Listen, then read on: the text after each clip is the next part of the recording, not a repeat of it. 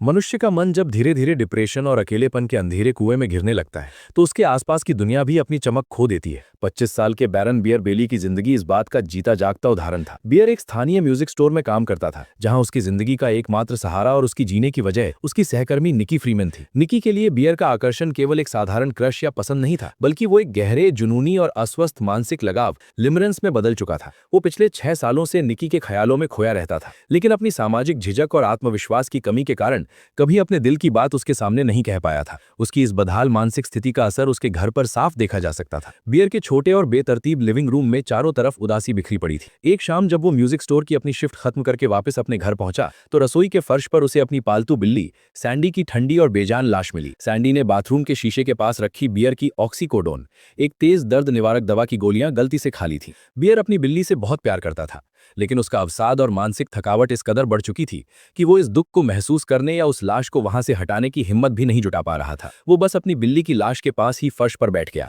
घर के अंदर एक अजीब सी घुटन और सड़ांत फैलने लगी थी, लेकिन बियर अपनी ही दुनिया में सुन्न पड़ा हुआ था। उसके लिए बाहर की दुनिया और घर का वातावरण दोनों ही एक समान रूप से बेजान हो चुके थे। वो अपनी सुस्ती और मानसिक पीड़ा से इतना बेदम हो चुका था कि वो घंटों बस टीवी स्क्रीन पर चल रही किसी पुरानी फिल्म को बिना पलक झपकाए देखता रहता था। अगले दिन जब बियर म्यूजिक स्टोर पर काम करने गया तो उसका पूरा ध्यान केवल निकी पर केंद्रित था। निकी एक जिंदा दिल, खूबसूरत और ऊर्जा से भरपूर लड़की थी, लेकिन वो बियर को केवल एक अच्छे दोस्त और छोटे भाई की तरह देखती थी। उसी स्टोर में उनके दो और दोस्त इयान और सारा भी काम करते थे। इयान एक बेहद आकर्षक, बेबाक और आत्मविश्वास से भरा लड़का था, जो अक्सर बियर की दब्बू प्रवृत्ति का मजाक उड़ाता रहता था। काम के दौरान ही निकी बेहद परेशान दिखाई दी। बियर ने जब इसका कारण पूछा तो निकी ने बताया कि सड़क पर चलते समय उसका पसंदीदा टाइगर आई क्रिस्टल नेकलेस दुर्घटनावश सड़क के किनारे बने एक गहरे और गंदे नाले में गिर गया है। निकी उस नेकलेस से बहुत जुड़ी हुई थी और उसे खोने के बाद वो काफी उदास थी। निकी को इस तरह उदास देखकर बियर के अंदर एक अजीब सी तड़प उठी। वो निकी की नजरों में एक नायक बनना चाहता था। उसने तुरंत फैसला किया कि वो निकी को खुश करने के लिए वैसा ही एक नया नेकलेस ढूंढ कर लाएगा। अपनी शिफ्ट खत्म होने के बाद बियर बिना समय गंवाए शहर की एक तंग और पुरानी गली में स्थित क्रिस्टल और रहस्यमयी चीजों की दुकान पर पहुंचा। दुकान के अंदर कदम रखते ही हवा में तरह तरह की अगरबत्तियों की तीखी खुशबू, जड़ी बूटियों की गंध और अजीबोगरीब जादुई किताबों का माहौल था। काउंटर पर वियोला नाम की एक अधेड़ उम्र की महिला बैठी थी, जिसकी आंखें बहुत गहरी और रहस्यमयी थी। बियर ने वियोला को निकी के खोए हुए नेकलेस के बारे में बताया और वैसा ही टाइगर आई पत्थर दिखाने को कहा। वियोला ने उसे कुछ क्रिस्टल दिखाए, लेकिन बियर की नजर अचानक काउंटर के पीछे एक बहुत ही पुरानी, धूल से ढकी हुई शेल्फ पर पड़ी। वहां 1950s के दशक के किसी पुराने खिलौने की तरह दिखने वाला एक अजीब और बदरंग पीला डिब्बा रखा था। उस डिब्बे पर लाल अक्षरों में लिखा था, the one wish willow. Bear ने उत्सुकता से उस डिब्बे को उठाया और उसके पीछे लिखे निर्देशों को पढ़ने लगा। निर्देशों में लिखा था कि ये कोई साधारण खिलौना नहीं है। इसके अंदर मौजूद सूखी टहनी को बीच से जलाना होता है, फिर उसे 2 हिस्सों में तोड़ना होता है और ऐसा करते समय मांगी गई कोई भी एक इच्छा तुरंत सच हो जाती है। बियर को यह सब एक बचकाना मजाक लगा। उसने मुस्कुराते हुए वियोला से पूछा, क्या लोग सचमुच इस बकवास पर यकीन करते हैं? बियर के चेहरे पर मुस्कान थी, लेकिन वियोला का चेहरा अचानक बेहद गंभीर और डरावना हो गया। उसने बहुत ही धीमी और ठंडी आवाज में बियर से कहा, इसे हल्के में मत लो नौजवान, ये कोई साधारण खिलौना नहीं है।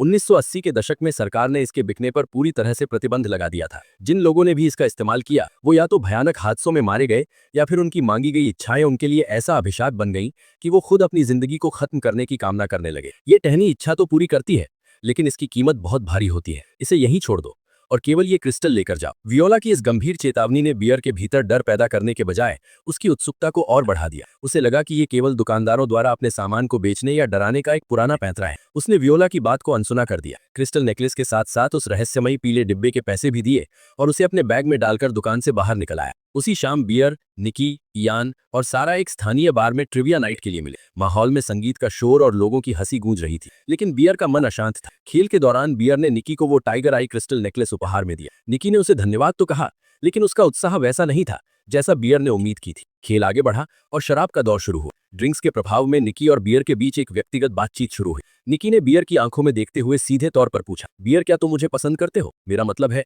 क्या तुम्हारे मन में मेरे लिए दोस्ती से बढ़कर कुछ है? बियर इस अचानक पूछे गए सवाल से पूरी तरह घबरा गया। उसका दिल तेजी से धड़कने लगा और माथे पर पसीना आ गया। अपनी भावनाओं को व्यक्त करने के डर और अस्वीकार किए जाने के खौफ से उसने तुरंत अपनी नजरें चुरा ली। उसने हकलाते हुए कहा, नहीं नहीं निकी, ऐसा कुछ नहीं है, तुम तो बस मेरी एक अच्छी दोस्त जैसी हो। बियर का ये झूठ उसके अंदरूनी डर का परिणाम था, लेकिन निकी के चेहरे पर एक राहत की सांस दिखी। उसने कहा, चलो अच्छा है, क्योंकि सारा कह रही थी कि तुम शायद मुझसे प्यार करते हो। मुझे डर था कि कहीं हमारा रिश्ता अजीब न हो जाए, क्योंकि मैं तुम्हें केवल अपने छोटे भाई की तरह देखती हूँ। निकी की ये बात बियर के सीने में किसी खंजर की तरह चुभी। छोटा भाई, ये वो शब्द था जिसने बियर के सारे सपनों को एक झटके में चकनाचूर कर दिया था। इयान ने भी इस बातचीत को सुन लिया था और उसने बियर की तरफ देखकर एक व्यंग्यात्मक मुस्कान दी, जिससे बियर का अपमान और अधिक बढ़ गया। अपमानित, दुखी और मानसिक रूप से पूरी तरह टूटा हुआ बियर बिना किसी को बताए चुपचाप बार से बाहर निकल आया। वो अपनी कार में आकर बैठ गया। रात के अंधेरे में कार के कैबिन के भीतर केवल सन्नाटा और बियर की भारी सांसें सुनाई दे रही थी। उसने गुस्से में स्टीयरिंग व्हील पर अपना सिर दे मारा। उसे लग रहा था कि वो एक असफल इंसान है जो कभी अपनी मनपसंद लड़की का प्यार नहीं पा सकेगा। तभी उसकी नजर बगल की सीट पर पड़े उस रहस्यमयी पीले डिब्बे पर पड़ी। गुस्से, हताशा और पागलपन के एक मिले जुले क्षण में बियर ने उस पीले डिब्बे को फाड़ दिया। उसके अंदर से एक अजीब भूरी और सूखी टहनी निकली जो दिखने में किसी पुरानी लकड़ी जैसी थी। बियर ने अपनी जेब से लाइटर निकाला और टहनी के ठीक बीच के हिस्से को आग की लपट के ऊपर रखा। टहनी से एक बहुत ही गाढ़ा, मीठा और सड़ी हुई पत्तियों जैसा धुआं निकलने लगा जिसने कार के अंदर की हवा को भारी कर दिया। बियर ने अपनी आंखें कसकर बंद कर ली। उसके दिमाग में केवल निकी का चेहरा घूम रहा था, उसकी हंसी, उसकी आंखें और उसका इयान के कंधे पर हाथ रखना। बियर ने पूरी मानसिक ताकत और तड़प के साथ अपने मन में चिल्लाकर कहा, मैं चाहता हूं कि निकी मुझसे इस दुनिया में सबसे ज्यादा और पागलों की तरह प्यार करे। वो मेरे बिना एक पल भी न रह सके। इस इच्छा को मन में दोहराते ही बियर ने अपने दोनों हाथों से उस जलती हुई टहनी को बीच से दो टुकड़ों में तोड़ दिया। एक हल्की सी चटकने की आवाज हुई और कार के भीतर का तापमान अचानक गिर गया। बियर ने अपनी आंखें खोली। चारों तरफ अंधेरा था और कुछ भी बदला हुआ नहीं लग रहा था। उसने एक लंबी सांस ली और खुद पर हंस पड़ा कि वो अपनी परिपक्व उम्र में भी इन जादुई और अंधविश्वासी चीजों पर भरोसा कर रहा था। उसने टहनी के टुकड़ों को खिड़की से बाहर फेंक दिया, कार स्टार्ट की और अपने बदबूदार घर की ओर चल पड़ा। जब वो घर पहुंचा तो उसकी बिल्ली की लाश अभी भी वहीं रसोई के फर्श पर पड़ी थी। बियर ने उस पर एक चादर डाल दी, अपने बिस्तर पर गया और इस उम्मीद में सो गया कि कल सुबह शायद ये दर्द थोड़ा कम होगा। लेकिन वो इस बात से बिल्कुल अनजान था कि उसकी इस एक नासमझ इच्छा ने प्रकृति के नियमों को हमेशा के लिए बदल दिया था और आने वाली सुबह उसके जीवन का सबसे डरावना मोड़ साबित होने वाली थी। सुबह की पहली किरण जब बियर के बेडरूम की गंदी खिड़की से छनकर उसकी आंखों पर पड़ी तो उसकी नींद धीरे धीरे खुली। रोज की तरह आज भी उसके सिर में एक भारी दर्द था जो रात भर के मानसिक तनाव और रोने की वजह से और गहरा हो गया था। उसने बिस्तर पर पड़े पड़े ही एक लंबी सांस ली और उठने की कोशिश की, लेकिन अचानक उसका ध्यान एक अजीब सी बात पर गया। उसने अपनी नाक सिकोरी। पिछले कई दिनों से पूरे घर में फैली वो बिल्ली की सड़ांध आज गायब थी। हवा में एक अजीब सी ताजगी थी, जैसे किसी ने रात भर में पूरे घर को धोकर साफ कर दिया हो। बियर घबराकर बिस्तर से उठा और सीधे रसोई की तरफ भागा। रसोई के फर्श पर जहां उसने अपनी मृत बिल्ली सैंडी की लाश पर चादर डाली थी वहां अब कुछ नहीं था। फर्श पूरी तरह से साफ था, न तो वहां कोई चादर थी, न कोई लाश और न ही खून या ग्रीस का कोई दाग। बियर ने अपनी आंखें मली और फर्श को छू कर देखा। उसे लगा कि शायद वो कोई सपना देख रहा है। उसने घर का कोना कोना छान मारा, अलमारियों के पीछे देखा, सोफे के नीचे झांका, लेकिन सैंडी का नामो निशान मिट चुका था। ऐसा लग रहा था जैसे सैंडी नाम की कोई बिल्ली इस घर में कभी थी ही नहीं। बियर का दिल तेजी से धड़कने लगा। उसका दिमाग इस अप्रत्याशित बदलाव को समझने में पूरी तरह से असमर्थ था। क्या किसी ने रात में आकर उसकी बिल्ली को दफना दिया था? लेकिन घर का दरवाजा तो अंदर से बंद था। अभी वो इसी कश्मकश में उलझा हुआ था कि तभी टेबल पर रखे उसके फोन में कंपन शुरू हुआ। एक के बाद एक लगातार कई मैसेज आने के नोटिफिकेशन गूंजने लगे। बियर ने कांपते हाथों से फोन उठाया और स्क्रीन की तरफ देखा। सारे मैसेज निकी के थे। सुबह 4:15 का मैसेज। बियर, क्या तुम जाग रहे हो? मुझे तुम्हारी बहुत याद आ रही है, मैं सो नहीं पा रही हूँ। सुबह 4:45 का मैसेज। बियर, मुझे माफ कर दो, मैंने कल रात जो भी कहा वो सब बकवास था। तुम मेरे भाई जैसे नहीं हो, तुम मेरे लिए उससे कहीं बढ़कर हो। प्लीज मुझे रिप्लाई करो। सुबह 5:30 का मैसेज। मैं तुम्हारे बिना सांस नहीं ले पा रही हूँ बियर, मेरा दिल फटा जा रहा है, मैं तुम्हारे पास आ रही हूँ। बियर स्क्रीन पर लिखे इन शब्दों को बार बार पढ़ रहा था, लेकिन उसका दिमाग इन्हें स्वीकार नहीं कर पा रहा था। ये वही निक्की थी जिसने कल रात सबके सामने उसे छोटा भाई कहकर उसका दिल तोड़ा था। फिर अचानक कुछ ही घंटों में ऐसा क्या बदल गया कि वो इस तरह के मैसेज भेज रही थी? क्या ये इयान का कोई नया मजाक था, या फिर क्या ये उस जादुई टहनी का असर था जिसे उसने कल रात जलाकर तोड़ा था? बियर ने अपने माथे पर हाथ रख लिया। उसे दुकान की क्लर्क वियोला की बातें याद आने लगी जिन्हें उसने बकवास कहकर टाल दिया था। अभी बियर इन विचारों में खोया ही था कि तभी उसके घर के मुख्य दरवाजे पर भारी और लगातार दस्तक होने लगी। कोई बहुत ही बेताबी और घबराहट में दरवाजे की कुंडी पीट रहा था। बियर दौड़कर दरवाजे की तरफ गया और जैसे ही उसने लॉक खोला, दरवाजा झटके से खुला और निक्की सीधे उसके ऊपर आ गिरी। निक्की की हालत देखकर बियर दंग रह गया। वो बेहद अस्त व्यस्त दिख रही थी। उसके सुनहरे बाल पूरी तरह से बिखरे हुए थे, उसकी आंखें लाल थीं और उनके नीचे काले घेरे साफ दिखाई दे रहे थे, जिससे पता चल रहा था कि वो रात भर सोई नहीं थी। उसने पैरों में ठीक से जूते भी नहीं पहने थे, लेकिन सबसे डरावनी उसकी आंखें थीं। उन आंखों में एक अजीब सी चमक, एक बेकाबू दीवानगी और एक अनजाना डर साफ देखा जा सकता था। बियर को देखते ही वो पागलों की तरह उसके गले से लिपट गई। उसकी पकड़ इतनी मजबूत थी कि बियर का दम घुटने लगा। बियर, ओ मेरे भगवान! बियर! निक्की हाँफते हुए रोने लगी। तुम ठीक तो हो ना? तुमने मेरे मैसेजों का जवाब क्यों नहीं दिया? तुम्हें अंदाजा भी है कि मैं किस दौर से गुजर रही थी? मुझे लगा कि तुमने मुझसे नफरत करना शुरू कर दिया है। बियर ने उसे खुद से थोड़ा अलग करने की कोशिश की, लेकिन निक्की ने उसकी शर्ट को इतनी कसकर पकड़ रखा था कि कपड़े फटने की आवाज आई। निक्की, शांत हो जाओ। अंदर आओ। बताओ बात क्या है?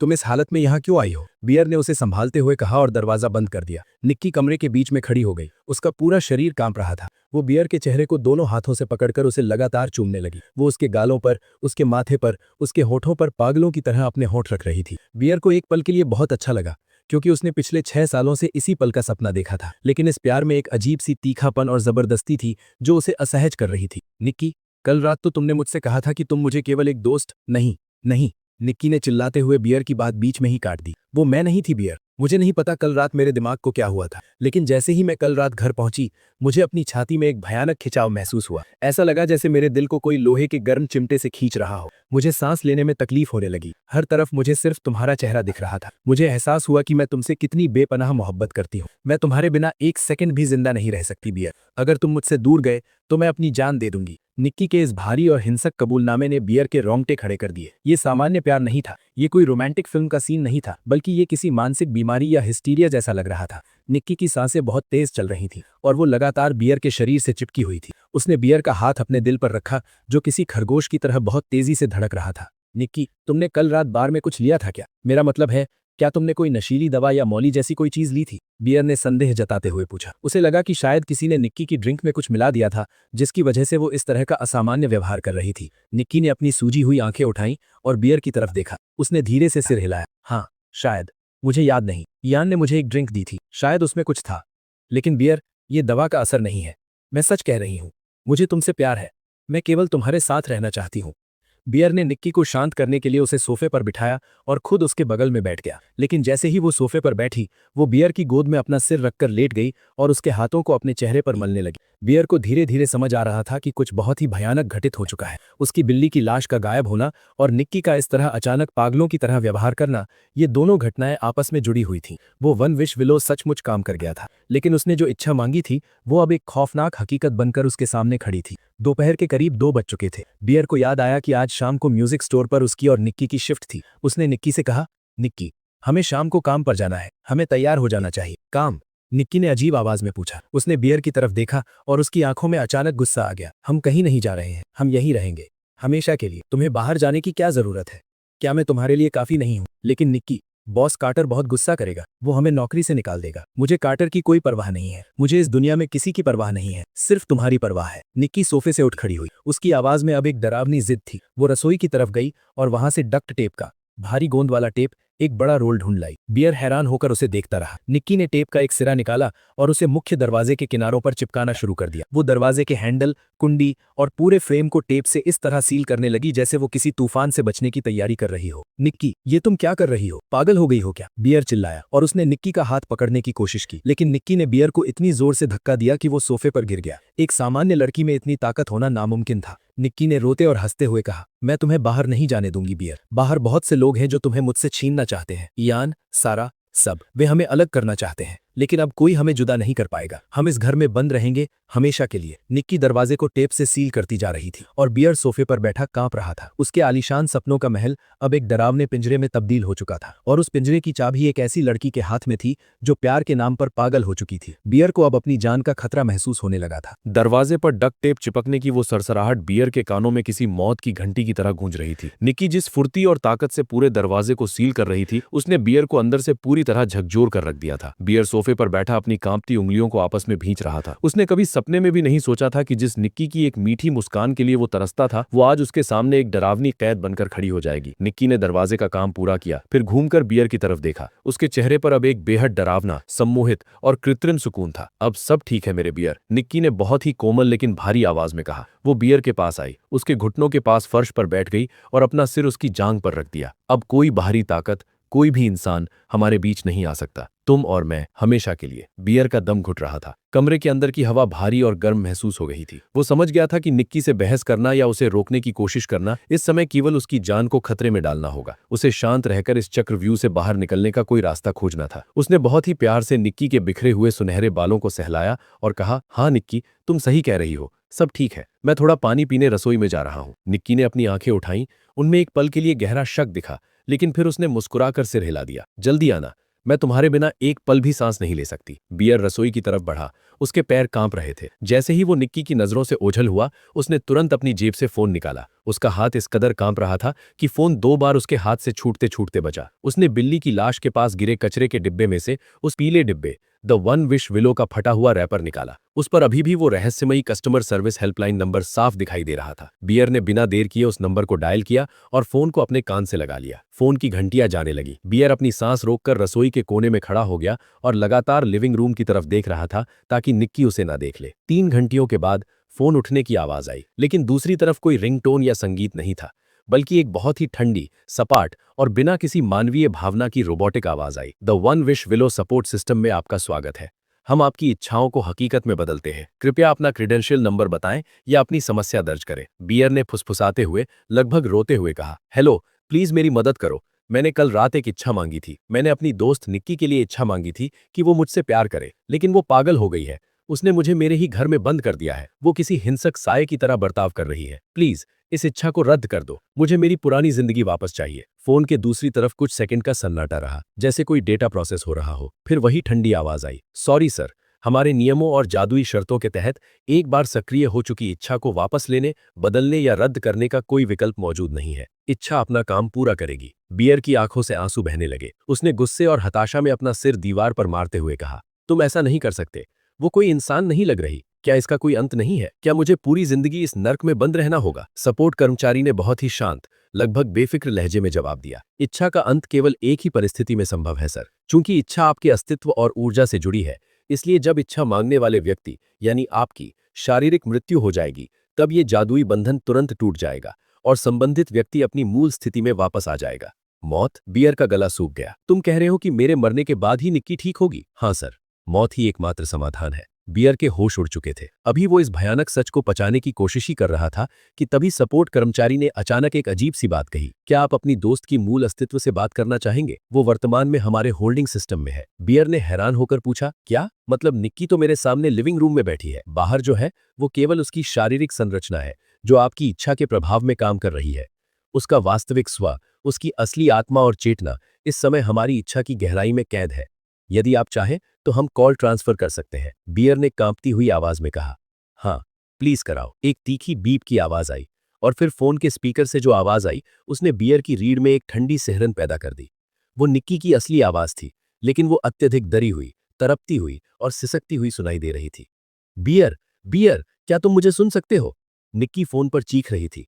उसकी आवाज में एक ऐसा दर्द था जिसे बियर ने पहले कभी नहीं सुना था। बियर, प्लीज मुझे यहां से निकालो। यहां बहुत अंधेरा है। मुझे कुछ दिखाई नहीं दे रहा है। मुझे बहुत ठंड लग रही है। मेरा शरीर मेरे काबू में नहीं है। मैं खुद को कुछ अजीब और डरावनी चीजें देखते हुए देख पा रही हूं, लेकिन मैं अपने हाथ पैर नहीं हिला पा रही। बियर, प्लीज मेरी मदद करो, मुझे बचा लो। निक्की का ये तड़पना और रोना बियर के दिल को छलनी कर रहा था। उसे एहसास हुआ कि उसने अपने स्वार्थ और एक तरफा प्यार के चक्कर में उस लड़की की आत्मा को जिंदा नर्क में ढकेल दिया था, जिससे वो सबसे ज्यादा प्यार करता था। निक्की, मुझे माफ कर दो। ये सब मेरी वजह से हुआ है। मैं तुम्हें बाहर निकालूंगा, मैं कुछ ना कुछ रास्ता। लेकिन इससे पहले कि वो अपनी बात पूरी कर पाता, फोन अचानक कट गया। स्क्रीन काली हो गई। बियर ने फोन को घूर कर देखा। उसके हाथ पैर पूरी तरह ठंडे पड़ चुके थे। उसे समझ आ गया था कि उसने प्यार का जो खेल खेला था, वो वास्तव में एक शैतानी सौदा था। तभी रसोई के दरवाजे पर एक साया उभरा। बियर ने चौंक कर देखा। निक्की वहां खड़ी थी। उसके चेहरे पर अब कोई मुस्कान नहीं थी। उसकी आंखें पूरी तरह से काली लग रही थीं और उसके हाथ में रसोई का एक बड़ा और नुकीला चाकू था। बियर, निक्की ने बहुत ही धीमी और शांत आवाज में कहा, जो उसकी पहली आवाजों से बिल्कुल अलग थी। तुम रसोई में इतनी देर से किससे बात कर रहे थे? क्या तुम मुझसे कुछ छुपा रहे हो? क्या तुम फिर से मुझे छोड़कर भागने की योजना बना रहे हो? निक्की धीरे धीरे बियर की तरफ बढ़ने लगी। चाकू की धार पर रसोई की पीली रोशनी चमक रही थी। बियर दीवार से सट गया। उसे समझ नहीं आ रहा था कि वो अपनी जान बचाए या निक्की को इस खौफनाक जादू से आजाद करने के लिए खुद को उसके हवाले कर दे। हर बीतते सेकंड के साथ घर के अंदर का माहौल और भी हिंसक और डरावना होता जा रहा था। रसोई के पीले और धुंधले उजाले में निक्की के हाथ में चमकता हुआ वो तेज चाकू बियर की आंखों के सामने मौत की तरह लहरा रहा था। बियर दीवार से सट चुका था। उसके पास पीछे हटने का कोई रास्ता नहीं बचा था। निक्की की आंखों का वो खालीपन और उसके चेहरे पर छाई कातिलाना जिद साफ बयां कर रही थी कि वो अब पूरी तरह नियंत्रण खो चुकी थी। निक्की, प्लीज मेरी बात सुनो। चाकू नीचे रखो। बियर ने बेहद डरी हुई और कांपती आवाज में हाथ आगे बढ़ाते हुए कहा, मैं कहीं नहीं जा रहा हूं। मैं यहीं तुम्हारे पास हूं। मैं बस पानी पी रहा था। निकी एक पल के लिए रुकी। उसके चेहरे पर अजीब से भाव आए और गए, जैसे उसके भीतर कैद असली निकी की आत्मा बाहर चल रहे उस जादुई साय से लड़ रही हो। उसने चाकू को थोड़ा नीचे किया, लेकिन फिर अचानक मुस्कुरा दी। हाँ बियर, तुम मेरे पास ही रहोगे, हमेशा के लिए। उसने चाकू को रसोई के स्लैब पर रख दिया, लेकिन बियर समझ चुका था कि ये राहत बहुत कम समय के लिए है। उसे हर हाल में इस श्राप को खत्म करने का कोई रास्ता खोजना ही होगा। बियर के दिमाग में एक विचार आया। दुकान में उस शेल्फ पर द वन विश विलो के कुछ और डिब्बे भी रखे हुए थे। अगर वो किसी तरह एक और टहनी का इस्तेमाल कर पाए तो शायद वो इस नर्क को उलटने की कोई इच्छा मांग सकता था। उसने निक्की के सिर पर प्यार से हाथ फेरा और उसे किसी तरह सोफे पर बैठने के लिए मनाया। निक्की के सोफे पर बैठते ही बियर ने बहुत ही चालाकी से डक टेप से सील किए गए पिछले दरवाजे को कटर से काटा और घर से बाहर भाग निकला। वो पागलों की तरह अपनी कार चलाकर सीधे वियोला की उस रहस्यमयी दुकान पर पहुंचा। दुकान के अंदर घुसते ही उसने बिना कुछ सोचे काउंटर की तरफ छलांग लगाई। वियोला वहां नहीं थी, लेकिन शेल्फ पर द वन विश विलो के 3 बचे हुए डिब्बे रखे थे। बियर ने उन सबको उठाया, पैसे काउंटर पर फेंके और कार में वापस आ गया। उसने तुरंत एक डिब्बा खोला, टहनी को जलाया और पूरी ताकत से चिल्लाया, मैं अपनी पिछली इच्छा को वापस लेता हूं, निकी को पहले जैसा कर दो। उसने टहनी को तोड़ने की कोशिश की, लेकिन वो सूखी लकड़ी लोहे की तरह सख्त हो गई थी। वो टस से मस नहीं हुई। बियर ने दूसरी टहनी निकाली, उसे जलाया और फिर से इच्छा मांगी, लेकिन वो भी नहीं टूटी। नियमों के अनुसार एक व्यक्ति अपनी पूरी जिंदगी में सिर्फ एक ही इच्छा मांग सकता था। बियर के लिए यह रास्ता हमेशा के लिए बंद हो चुका था। तभी बियर को अपने दोस्त इयान की याद आई। इयान उनका बहुत पुराना दोस्त था और उसने अब तक इस जादुई टहनी का इस्तेमाल नहीं किया था। बियर कार को तेजी से भगाते हुए सीधे इयान के घर पहुंचा। वो हांफते और रोते हुए इयान के बेडरूम में घुसा। इयान उस समय बेड पर लेटा संगीत सुन रहा था। बियर को इस बदहवास हालत में देखकर वो चौंक गया। बियर, क्या हुआ भाई, तू इस तरह रो क्यों रहा है? इयान ने पूछा। बियर ने इयान के हाथ पकड़े और गिड़गिड़ाते हुए कहा, इयान प्लीज मेरी मदद कर, निक्की पागल हो गई है। मैंने उस दुकान से एक जादुई टहनी खरीदी थी और उससे इच्छा मांगी थी कि निक्की मुझसे प्यार करे, लेकिन वो टहनी श्रापित है। निक्की की आत्मा उसके अंदर कैद हो गई है और बाहर उसका शरीर एक राक्षस की तरह बर्ताव कर रही है। उसने मुझे घर में कैद कर दिया था। प्लीज इस टहनी को जलाकर तोड़ और इच्छा मांग कि निक्की पहले जैसी सामान्य हो जाए। इयान ने बियर की बात सुनी और जोर जोर से हंसने लगा। बियर, तू सचमुच पूरी तरह पागल हो चुका है। कोई जादुई टहनी इच्छाएं पूरी नहीं करती, ये सब अंधविश्वास है। मैं सच कह रहा हूं इयान, प्लीज मेरी बात पर भरोसा कर, बियर चिल्लाया। इयान ने बियर के हाथ से वो पीला डिब्बा छीन लिया और मजाक उड़ाते हुए कहा, चल ठीक है, अगर तेरी बात में 1% भी सच्चाई है तो मैं अभी दूध का दूध और पानी का पानी कर देता हूं। इयान ने लाइटर से टहनी को बीच से जलाया, बियर की आंखों में आंखें डालकर मुस्कुराया और बोला, मैं इच्छा मांगता हूं कि मेरे पास अभी इसी वक्त $1 अरब नकद आ जाएं। इयान ने टहनी को बीच से 2 टुकड़ों में तोड़ दिया। एक हल्की सी बीप की आवाज हुई और अचानक कमरे की छत का प्लास्टर टूटने लगा। अगले ही पल छत से 500 और 2000 के नोटों की भारी बारिश होने लगी। पूरा कमरा नोटों के बंडलों से भरने लगा। इयान की आंखें फटी की फटी रह गई। वो बिस्तर से कूद पड़ा और पागलों की तरह नोटों को समेटने लगा। ओ मेरे भगवान, बियर, ये सच है, ये जादू सच है, मैं अमीर हो गया। इयान, मेरी बात सुन, उस पैसे को छोड़ और निक्की को बचाने के लिए इच्छा मांग, बियर ने चिल्लाकर इयान को झकझोरा। लेकिन इयान अब लालच के नशे में अंधा हो चुका था। वो बियर की बात सुनने को तैयार नहीं था। वो केवल अपनी नई दौलत को तिजोरी में भरने की योजना बनाने लगा। उसी वक्त बियर के फोन पर एक वीडियो कॉल की घंटी बजी। बियर ने स्क्रीन देखी, वो निक्की का कॉल था। जैसे ही उसने कॉल उठाया, स्क्रीन पर जो नजारा था उसने बियर के प्राण सुखा दिए। निक्की बियर के ही घर में थी।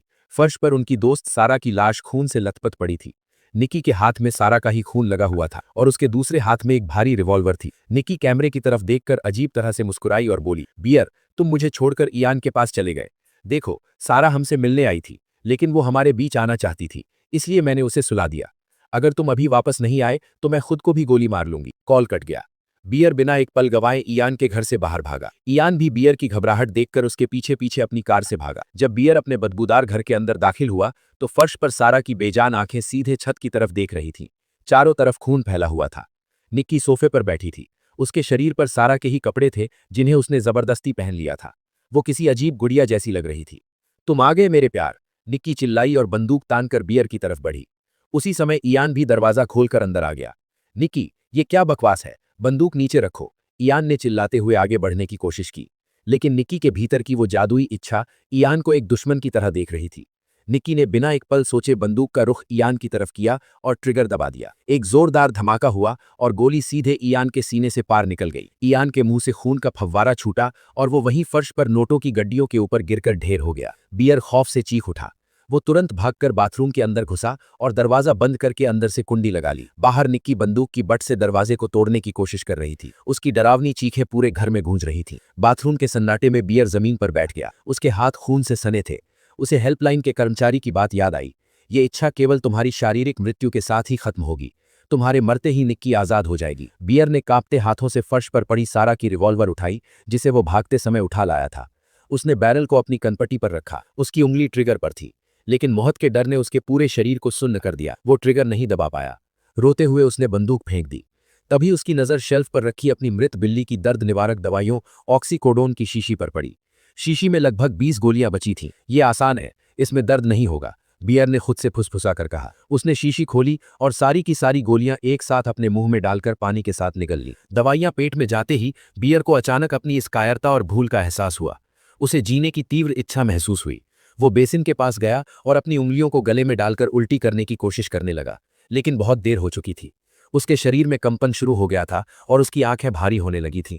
तभी बाहर खड़ी निक्की के हाथ में जमीन पर गिरा इयान के वन विश विलो का वो दूसरा हिस्सा आ गया जो इयान की जेब से गिर गया था। निक्की ने उस जलती हुई टहनी के दूसरे हिस्से को छुआ और बंद आंखों से अपनी आखिरी इच्छा मांगी। मैं चाहती हूं कि बियर मुझसे कभी न डरे, वो मेरे पास आए और मुझे चूम ले। इस नई इच्छा का जादुई और सम्मोहक प्रभाव सीधा बाथरूम के अंदर तड़प रहे बियर के दिमाग पर पड़ा। जहर के असर से जूझ रहा बियर का दिमाग अचानक शांत हो गया। उसका सारा डर, सारा खौफ और निक्की के प्रति नफरत पल भर में गायब हो गई। उसके चेहरे पर एक बेहद शांत और अलौकिक मुस्कान आ गई। उसने कांपते हाथों से बाथरूम का दरवाजा खोला। बाहर निक्की खड़ी थी, जिसके हाथ में अभी भी बंदूक थी। बियर मुस्कुराया, आगे बढ़ा और उसने निक्की को अपनी बाहों में समेट लिया। निक्की ने भी अपनी आंखें बंद कर ली और उसे चूमने लगी। दोनों एक खौफनाक और खूनी कमरे के बीच खड़े होकर एक दूसरे को चूम रहे थे, लेकिन बियर के शरीर के भीतर फैल चुका ऑक्सीकोडोन का जहर अब अपना अंतिम काम कर रहा था। निक्की की बाहों में लिपटे लिपटे ही बियर के पैर लड़खड़ाए, उसकी आंखें हमेशा के लिए बंद हो गईं और उसने अंतिम सांस ली। बियर के मरते ही वो भयानक जादुई श्राप पल भर में टूट गया। निक्की का शरीर कांपना बंद हो गया। उसकी आंखों के आगे से वो काला साया हट गया और उसकी असली चेतना वापस उसके शरीर में लौट आई। जब उसने अपनी आंखें खोली तो देखा कि उसका घर एक कत्लखाने में बदल चुका था। फर्श पर सारा और इयान की लाशें पड़ी थीं और उसकी अपनी बाहों में बियर की ठंडी हो चुकी लाश थी। निक्की पागलों की तरह चीख उठी और बियर के शव को हिलाने लगी, लेकिन अब रोने और पछताने के अलावा कुछ नहीं बचा था। एक नासमझ और स्वार्थी इच्छा ने उन सभी की हंसती खेलती जिंदगी को हमेशा के लिए उजाड़ दिया था।